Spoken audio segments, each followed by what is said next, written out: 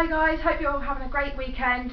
I find myself with quite a lot of motivation this weekend, so I decided to do quite a few little episodes, and this is the first one of them. Now this is going to be the first episode in a group that I like to call RPG Rants, and it'll be solely concerned with kind of the bugbears, as John Large from Red Dice Diaries calls, or pet peeves that I have about tabletop role-playing games. And I decided to start with my absolute biggest pet hate of all time for role-playing games, either tabletop or in LARP, which is metagaming. So some of you might not actually know what metagaming means. What it basically means is using out-of-character knowledge of the game's background, events, things that happen to characters for your character's benefit.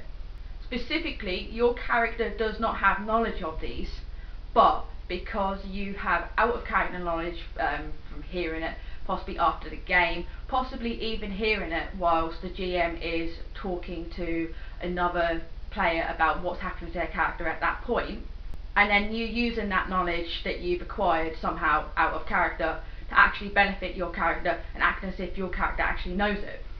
For me, metagaming is one of the worst forms of cheating. It really does go against the spirit of the game, either in LARP or RPGs. I tend to have more experience of metagaming in LARP than RPGs because the GMs that I have actually played with have been really good at kind of avoiding that. But it does still happen.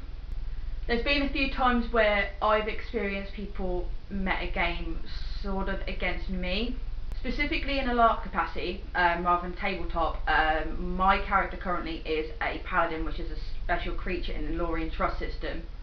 And someone, their character had died, but they came back as a different character, and they came up to me and basically started talking about how I was a paladin, where they hadn't actually been told that in character.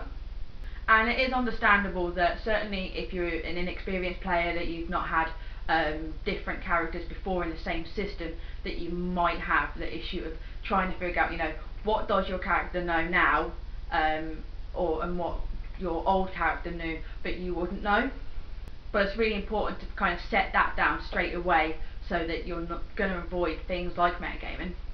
And certainly in tabletop, I think it is a little bit harder to avoid sometimes in tabletop because of the normal kind of icy-ish conversations that can happen, because if you're playing a game, certainly around a table where you have people, let's say Becca, she likes to knit a lot when she's doing role play in our current group system, and it's very difficult in the group sometimes to tell if someone is in character or out of character.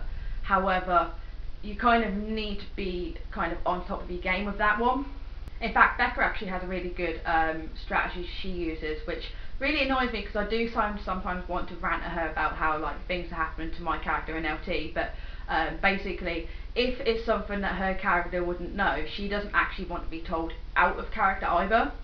And I don't know if other people like to do that as well. I know there's a couple of friends that we have that try to kind of not tell people stuff out of character because they are genuinely worried that there are people who might overhear and just take the piss.